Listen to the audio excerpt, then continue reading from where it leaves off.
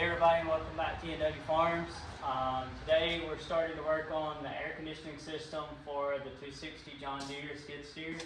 I went ahead and removed all of the exterior side panels to allow us to get into the AC compressor, and I removed the fasteners for the cover for the actual evaporator. So this machine here was produced, this was before John Deere started adding or actually had factory mounted AC on to their skid steer line.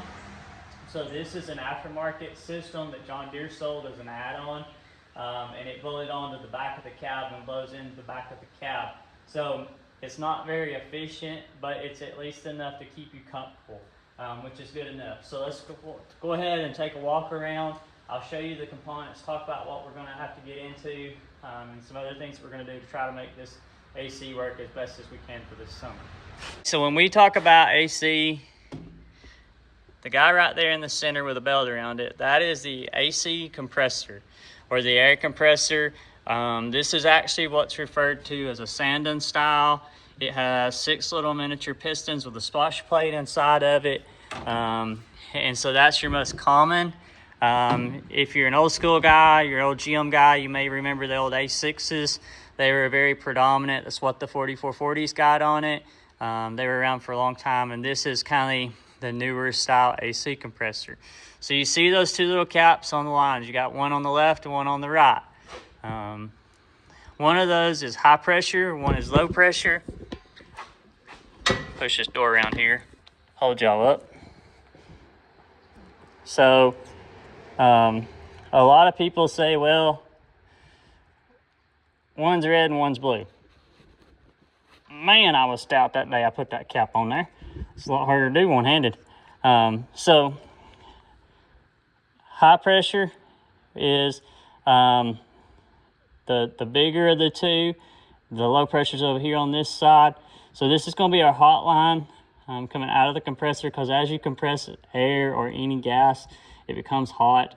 And I'll try to print out a diagram Monday at work and show you, so I can kind of explain how the system works, and talk a little bit about where it should be hot, where it should be cold, what it should be at, what's actually state of refrigerant, because that's what people don't realize is the refrigerants, how it functions is we are removing heat from inside the cabin and putting the heat out of the inside of the cabin back into the refrigerant to make it change state and actually boil, and then come out here, and we're removing the heat.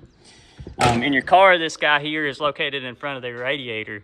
Looks like a little miniature radiator. This is the condenser. So its job in life is to blow atmospheric air, either with the vehicle running through it down the road, or I'll use some electric fan setup like this, across that cooling pack to remove heat, and to start the cooling process of cooling the refrigerant down some. And then you will have a restriction. I think if I remember right, this is actually an expansion valve system up here in the heater box, and I'll show you that.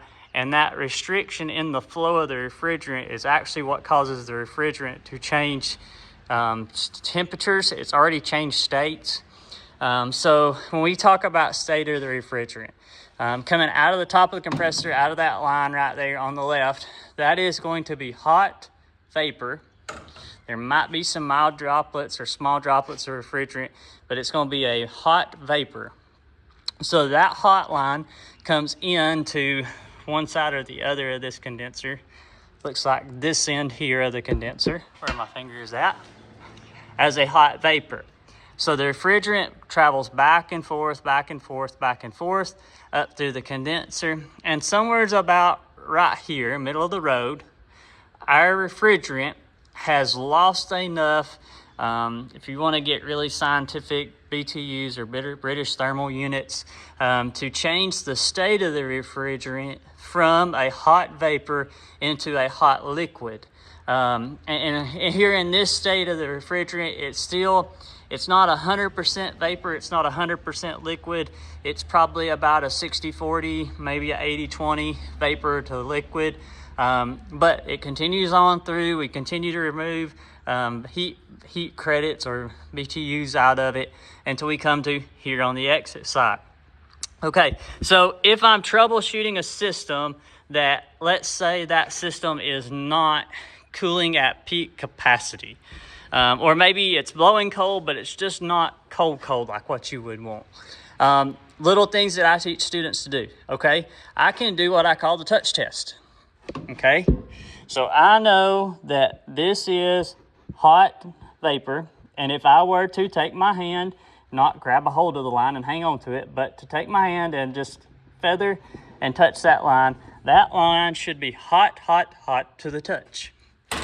As it comes through, this line here should still be, we refer to it as being hot, but it's not going to be as hot as the one on top of the compressor because it's had just a little time to cool down. This line coming out of the condenser here should be warm or still mildly hot, but it should be cooler than this guy here. So as our refrigerant travels through this line right here up into the evaporator, so let me go ahead and pull this cover off and I'll turn y'all back on so we can continue talking. Okay, now I've got the heater box removed, the cover. And you can see we've got two, looks like small radiators. So this is the evaporator. This is the heater core. Over here underneath this black tar paper, you can't see, that's the thermal expansion valve. So there's two different kinds of AC systems that you can run into. There's what's referred to as the TXV, thermal expansion valve, which is what this guy is, or the fixed orifice tube, or FOT. And so both of those systems function almost the same way. Why is there two systems? Well, the fixed orifice tube system is limited by the amount of refrigerant that can flow through that system. That's what most of your automotive systems are. Most of your off-road equipment and your heavy truck business always uses a thermal expansion valve because of the quantity of the amount of refrigerant that is in the system. It works best to use the expansion valve because it can flow more. So I'm not going to pull this cover off here. That helps insulate that and makes it function like it should. So this capillary tube, that's what this little wire is right here, is for the sensing bulb within that. And actually it goes right here to this guy, which is actually the compressor cutout switch. They actually call that a thermal like DI switch. What it's doing is it's sensing the actual temperature of the evaporator, and it will send, there's a gas inside of here, and as the gas expands or contracts, it either opens or closes this switch here, which then in turn turns the clutch off for the AC compressor. And that is actually what functions with how the keep the refrigerant and the AC system from turning this into a solid block of ice. So I'm going to try to keep this simple. I'm sorry if this goes over your head. And I'm going to try to teach you this in the same way I teach students that have no experience. So please forgive me. And if you're somebody that knows this and you understand this, I'm sorry. Maybe you can learn something different. I don't know. But AC work is probably one of my most favorite things. It is my favorite class to teach in college because it's kind of like electrical class. Once the light bulb goes off, you can see it in students' eyes, and it's something that everybody can deal with. So that's a little bit about the system. Okay, so basic things that cause your systems to function wrong, inefficient, issues that might arise. Number one, in the agriculture business, this guy right here. So that is your condenser. This condenser, if it is on a tractor, is like a magnet. You know them bug zapper lights, them blue ones that draws all the bugs to them and then zaps them. That's kind of what this is. But it's dirt, trash, contaminants. We blow these out every day in the tractors in the hayfield because the dirt and the chaff and stuff stops these little flutes up. But here's your tech tip of the day. If you are cleaning these with just air, it is not going to clean the dirt and stuff out of them. It'll get most of it, but they're still going to plug up. If you want to clean this guy to your maximum efficiency, the number one way to do that, I'm going to tell you, go to Ace Hardware. Our Ace Hardware here in town is the only hardware store we have. We're not going to get into discuss that a whole lot. But anyways, they have a air conditioner coil cleaner that is safe to be used on an aluminum condenser fins and condensers. It's actually a household coil cleaner called Mr. Frosty's. It's a foaming cleaner. Go get you 2 cans of that, come back home, spray this down really good with that, and if you have a steam cleaner, a hot water diesel pressure washer, that makes a big difference too. You can use a pressure washer on this, but you need to be sure that you stay true parallel with all the fins and go like this. If you tilt one way or the other, guess what? You just bent all your fins and now you're not gonna have any efficiency. But usually with a foaming coil cleaner, it eats that stuff out, and you'll see it'll bubble up all kind of junk up out of them. Works really good. I usually try to do our tractors 1 time a season like that. If that is not your issue, it is not uncommon for the evaporator. This guy here is like your Coca-Cola or whatever you like to drink in the middle of July on a hot sunny day. It creates that condensation that's on the outside of it. This is condensation, is where you're going to create it. That's what that water is that's leaking out of the out from underneath your car. Is condensation, and then this guy de-icing. So this is going to be moist. Well, if it's in especially in an agriculture environment, this machine loads a lot of chicken litter, runs in the dust and the hay. So this guy here will be what we refer to as face plugged. So if you imagine taking a piece of paper and covering this guy up here, that is going to cause the refrigerant not to release the cooling or the heating. The air efficiency can't blow across those fins, which causes the refrigerant to boil, change states, and go back. So once we're in this box here, what's the state of our refrigerant? Well, before this thermal expansion valve here where my finger is at, that refrigerant is still in a hot liquid form. After this thermal expansion valve, it drops and it is ice cold, and it is still a liquid. It comes into the evaporator. You can see these long parallel lines here in the fins. That is the refrigerant path, so it swings back and forth, back and forth, back and forth, back and forth, all the way down to the bottom. Somewhere again, about right here in the center of that, we should change states from a liquid by adding the heat BTUs from inside the cabin compartment of the equipment into the actual refrigerant gas. It should begin to boil, and we're going to change our state back to a vapor. It's a cold vapor coming out of this. That's the reason why the cold line coming into the AC compressor is always sweating and wet whenever it comes into the compressor. So that would complete 1 true pass of the refrigerant. Okay, so what else do I need to troubleshoot? All right, so I got my set of manifold gauges. I'll have to look back and see if I saved that. I was talking, look down, I hadn't even turned the video on. So if you need a set of manifold gauges, you can buy them. I'm fixing to sneeze. Maybe not. Go to Harbor Freight, go to Napa. You can order them off the internet. This set here was a set. The gauges were backlit when I bought them. I don't even know if they still work. Probably not. Battery's probably dead and blow out all cost stuff. So you got cold, hot, low pressure, high pressure. So you can see they're just quick disconnect. The low pressure one broke, and so I had to replace it. This is what it looked like here. But these will do 134A and R12. Now we have a new refrigerant. It's YZ F1234 or something. Yeah, EPA really thought long and hard about names for that.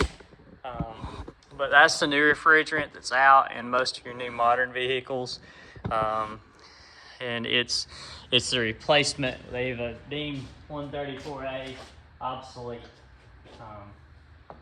Really and truly what it was is it got too cheap, just like it did in R12. When you could go buy a can of 134A for $3 a can, and the EPA and everybody got their fingers involved, and now they've obsoleted it because the new stuff's about $80 a can. I haven't had to buy any, so I don't know for sure what it costs, but I know it's a lot more expensive than 134A. So it's drove the price of 134A up also. So I'm gonna connect these up.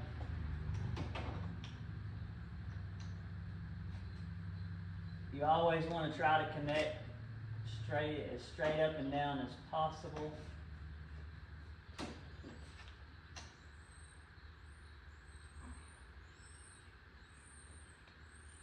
Like I said, this system it's really a pain in the butt to work on.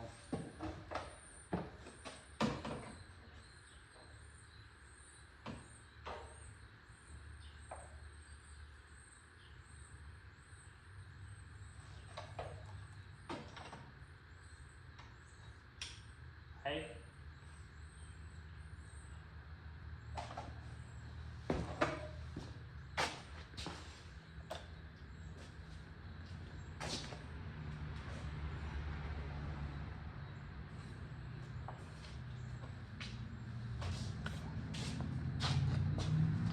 All right, so can you see those gauges without too much glare? So that gauge right there, in class we refer to that as static pressure, meaning system stopped. This is just connecting up the gauges.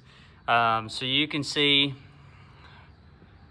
maybe there, now you can see, we're 85 pound on the low side. Should be about 85 pound on the high side. So that does represent that there is refrigerant within that system. Okay, so what does that mean if we know that we have refrigerant in the system? Does that mean it is safe to work on? According to EPA law, now we know that we have refrigerant present in the system. We have to now recover and recycle that refrigerant out of the system. We cannot just release that refrigerant out into the atmosphere. It now has to be recovered, recycled, and then we can recharge out of that machine. But if you have a vehicle and you plug it up like that and there is no refrigerant in the system's bone dry, at that point in time you can officially begin to work on that piece of equipment and actually make your repair. The weird thing about EPA law says it's illegal for me to release refrigerant into the atmosphere, but EPA law also says that it's perfectly acceptable for me to knowingly have a leak on a piece of equipment or in a system and continue to top refrigerant off day in and day out. They could care less. I mean, if you wanted to spend the tank that I got here, this guy right here, that's $300. And you have to be licensed to buy in that quantity. Because I'm an industry professional and I have been certified by AAC by testing, it is officially illegal for me to release that refrigerant. And the other thing is knowing that can's $300. If I run a shop and I know that there's refrigerant in the system, I'm going to test this refrigerant, which I don't do here because I know that I'm the only one that puts refrigerant in these systems and it's 134A, but in a shop setting, your machine will test it now. You would test it, and then if it come clean, you would run it through the machine. So we're going to recover the amount of refrigerant here, and then when we charge a customer for refrigerant, we're going to sell them refrigerant. So a lot of people would say that's stealing, but it depends how you run your business model. We're going to charge them for cleaning the refrigerant, putting it back in whatever quantity that we take out. So we've got refrigerant in the system, but we don't know how much. So let's crank the machine up. Once we fire the machine up, I'll turn the AC on and see if we can get the compressor to engage. If the compressor engages, then we know we'll be lower refrigerant. We can also look at the gauges and tell what we've got too. So let me fire the machine. So maybe you'll be able to hear me. We know we got a loose fan belt. We can see that in the back one.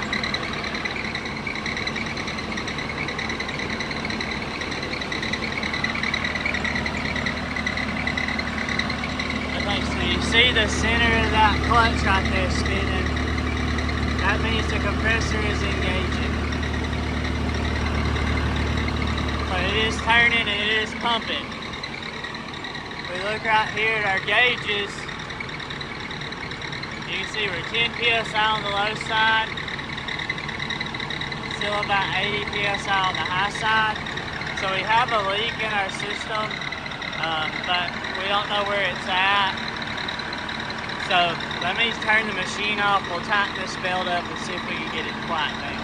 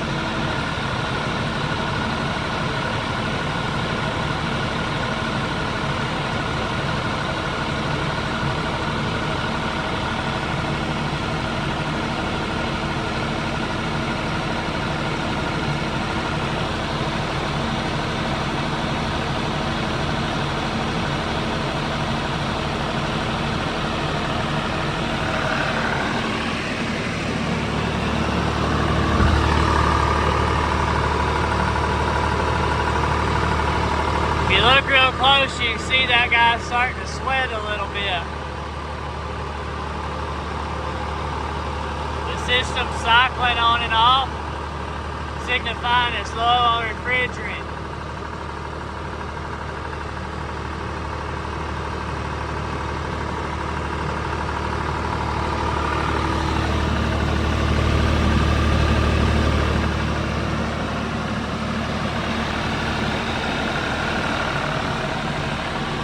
See, our pressures have changed.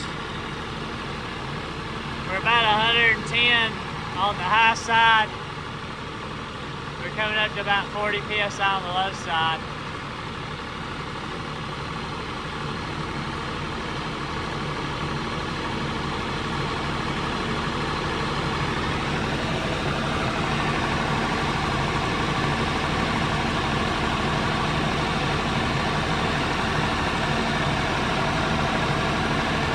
Okay, so I've got my gauges connected up. I got my pressures where they need to be. I'm cycling on and off. Sorry, you couldn't see my face just talking to my Adam's apple there. So I've got my gauges hooked up. I've got my pressures where they need to be at. My compressor's cycling on and off. So the system is functioning. I need to blow the evaporator out good, and then blow the drain hoses out, and then I'll put all that back together because that'll have an effect on how well it's cooling inside the cab. Right now, the evaporator's cold, everything's working like it should, but my cold air, because the box is not corralling it and putting it where it needs to be at, it's not all going in the cab. The other thing I'm gonna do is, while I've got this machine in here, but we've been feeding cows with tractors. I like to feed with a skid steer, but that's another point.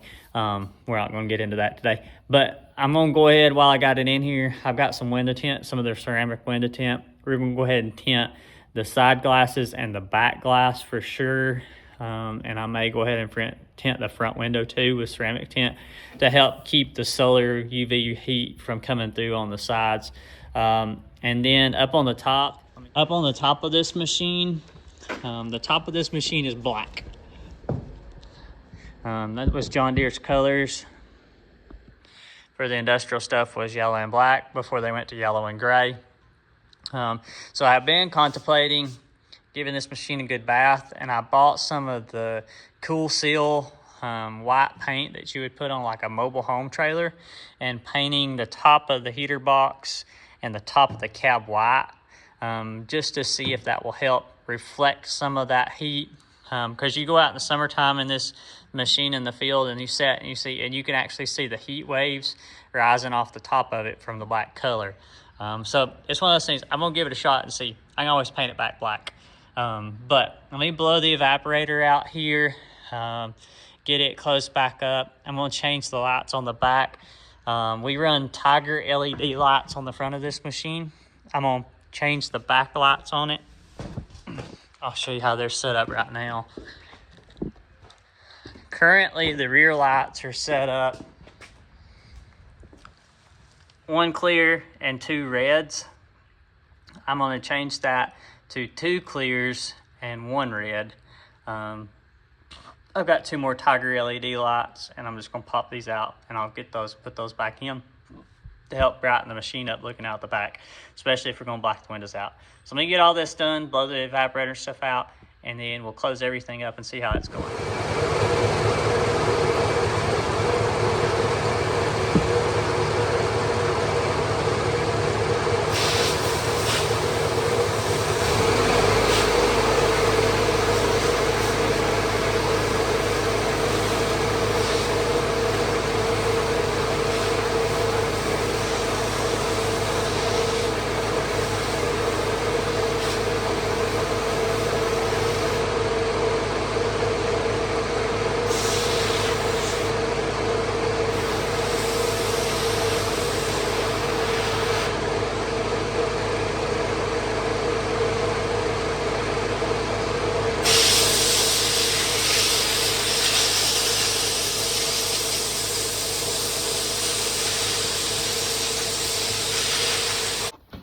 All right, so we've worked on the 260 John Deere skid steer here on the air conditioning. It is cooling, but it's not cold. Not cold like what I want it to, and whenever the compressor's engaging, the head pressure on the hot side is a little higher than what I want it to be. So what I'm actually going to do is, I don't have any of the Mr. Frosty's coil cleaner like I was talking about, so I'm going to pick some up. And I'm going to flush this condenser out really good, and just make sure that we don't have issue there, and see if that will drop our head pressure. If that does not drop our head pressure, it may turn out to where that we may have an expansion valve or a restriction in the system. But I don't think we do. But there again, the washing the condenser is the easiest thing to start with, so we're going to start there. And then you'll probably get another video of working on this, but it may be Wednesday night's video too. So just got it started back up. It is cooling, and our pressures are just not where I want them to be at, and I don't have any coil cleaner to clean it with. And it's kind of a process. You have to unbolt here on the side, and then drop this down, and then we'll wash it out and then go on. But the whole machine needs a good bath, needs some good cleaning up, so I'll take it out there and wash it out. I did start our process of trying to cool the cab down, so I blacked half the windows out and run out of window tint. I got the front and the back and this one side done, and I'll order some more tint in and put the other one in. I got my other Tiger LED lights put on the back.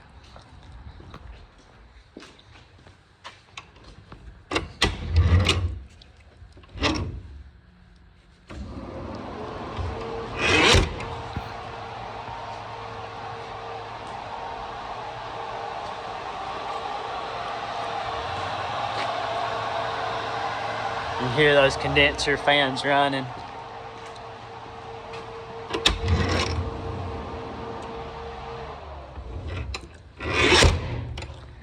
So the system's functioning pretty much like it should, but we just got to get our pressures and our temperatures and stuff right, and then go from there. And then it's like I said too, you have to remember that this system is not a very efficient system. It was an add-on system.